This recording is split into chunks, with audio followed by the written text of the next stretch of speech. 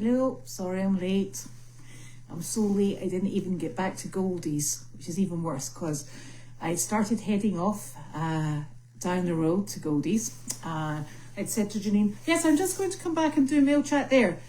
And then I realised that if I don't finish off here, it puts me all out of sync for the rest of the day.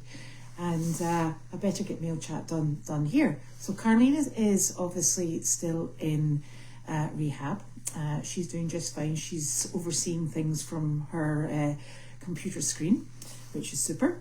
She's obviously going to be getting herself ready for her keyhole surgery on the 2nd, which just gets us all going in the right direction. It's been a very busy day in the farm. There's been lots of activity with things moving off, etc. Everybody getting tidied up and ready for close of business today, really. And I fully expect that Janine will definitely be doing something closer to midnight, etc.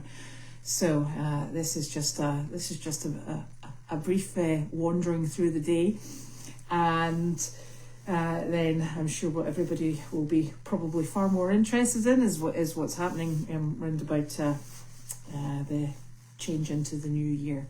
So we have had the vet on Meredith this morning, and he came to give injections to 3 of the horses. That's just their yearly injections.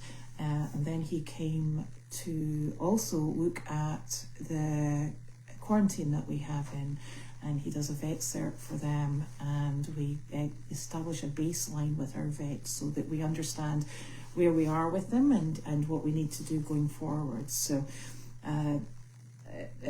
quarantine generally lasts for at least 13 days. We tend to feel that if there's anything that's mustering and looks like it's going to pop through the surface, we extend the quarantine time out. But we have 3 really nice horses in. 2 of the horses are actually on, if you do the body score, and it is it's on the phone. They do it out of 9. I think they're 2 out of 9 for both of them. So they're going to need a lot of build up and a lot of making sure that they become as healthy as possible in the 30 days. So it's a lot of work. It's a lot of people looking after them, and it's all exciting and all going in the right direction, which is just lovely. We also had the farrier out, and this is an absolutely phenomenal farrier. He's an absolute delight to work with. He is not only very skilled, but his manner in dealing with the animals is just unparalleled. He actually brings lavender oil with him, and he waves the bottle under the nose, and then he puts some drops on his glove, and he lets them smell it, and they sort of like become quite happy with him. He touches their legs. He's very slow. He takes time, and it's a very reassuring process. We have animals that are not the best at lifting their feet. We have animals that very often don't like being touched by people, particularly who they don't know. So he's very considered and very much in tune with what's going on with the animals, and he does a phenomenal job with their feet. So that was superb to have him, and he was on both Goldie's and Meredith. So on Goldie's, I think Wilbur was up first, and then followed by Delight, and after Delight I think we moved on with Woody, and it was really lovely. Sorry, that was my daughter. So it was really lovely because Julie worked with Woody, and Woody hasn't had his feet trimmed in a very long time. He has, he's quite interesting growth on his feet, and he's taken a long time to come round and be comfortable being handled. So while the farrier was working on his feet, Julie started practicing clicker training with him. So when he performs a task that you've asked, you go, and then you give him a treat.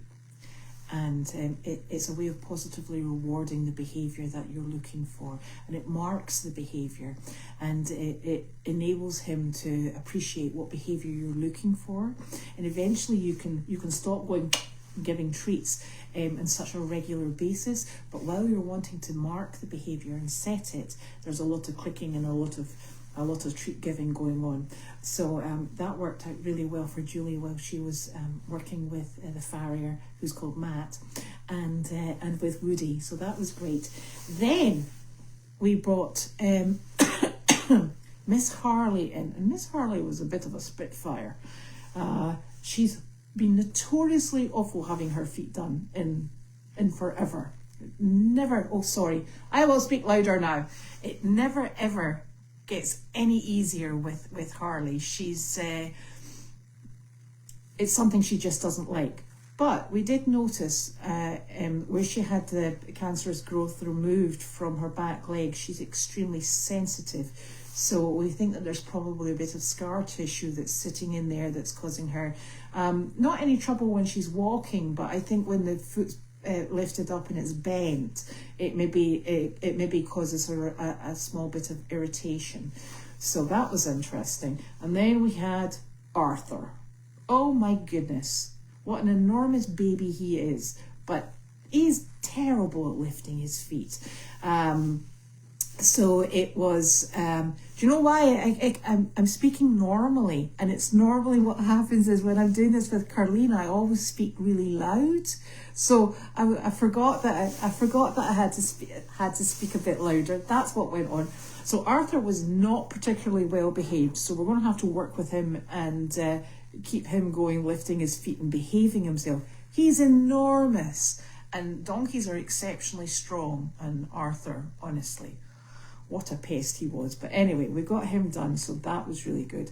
It's just nice to get their feet in good order and move forward. So that's wonderful. On Meredith, we did Ted, our draft mule, and Enzo, our super duper mini mule, sports mule. And we also started Irie. Now, Irie, we only managed to get the front 2 feet done because she was like a rodeo horse. Honestly, what a little stinker. So that's just something that we will work towards. You know, we had Matt's very careful to make sure everybody finishes on a positive experience and that we get the job done to the best of our abilities. What she was going to achieve today was 2 feet, and that was it. So there. So we'll be moving on and hopefully going to attain 4 feet in the next while. There's been a tremendous amount of movement. You'll probably have noticed on the farm. I have not been there since before midday today, as I was down here with the quarantine and with the vet and with the farrier. So there was a tremendous amount of activity going on while I was there. You're probably better able to tell me whether or not there's still activity. I do know that Janine and I were planning to do mail chat together, but then she said, oh, I've got to go because the metal man turned up. And the metal man was supposed to be coming tomorrow, and what he does is he takes away any unused metal and he recycles it in his own special way, and to us it just means it's left the property, and that's a good thing. So lots of unexpected things happening. Is Nick going to walk out of the house then walk back in tonight for Hogmanay? I think Nick's probably hoping he's going to be sleeping. I'm hoping to get home, I'm going to finish off evening chores here, get home and maybe have a wee sleep before midnight, because quite frankly it's been a very long day. Yes, we used to do Hogmanay when we were younger. Now, quite frankly, it's more exciting to be able to get to your bed and go to sleep. That's a terrible admission, but I'm afraid that's the state of life. Everybody's just getting on with things. There's so much to do, and you know, we're all sitting here saying, oh, the first of the year is just going to generate so much more work than anything else. So you'll be watching us, and we'll be running around it's all good though. It's all very positive. So that's nice. And again, I don't have any mail here and I don't have any packages because they're all on the farm. And that's where I expected to be. But, you know, best laid plans are they never come to fruition. So hopefully Caroline will open them all at some point. Now, any other questions? Because otherwise I am going to go and get my my barn chores finished on here. And then that means I can get home. I believe Janine said that Betsy's meal is going to be delivered at 5:30. So I'm hoping to be there not too much later after 5:30. And then I think we can eat and then go to bed and go to sleep. Shouldn't say that. And it's what, do you know if there will be a Facebook live stream for the midnight entry? Yes, I think that's what the plan is. But I will say to you, one of the problems we sometimes have down there is the internet connection. So what we might have to do is we might have to record and then post if Facebook Live keeps dropping. It's a really difficult thing. There's definite dead spots and there's no rhyme nor reason. Sometimes you get phone calls in the barn. Other times you don't hear a thing, and you know somebody says, "I've been trying to contact you all afternoon." And you're like, "Oops." So, excuse me. So that's what will be the limiting factor is the internet connection, and of course the internet connection will now have to come from the bridge that goes from 37 over into the cabin. So that's maybe quite far for that to travel, because I presume that the internet that was used by Service Dog, which we don't actually have access to anyway, but it will be taken down.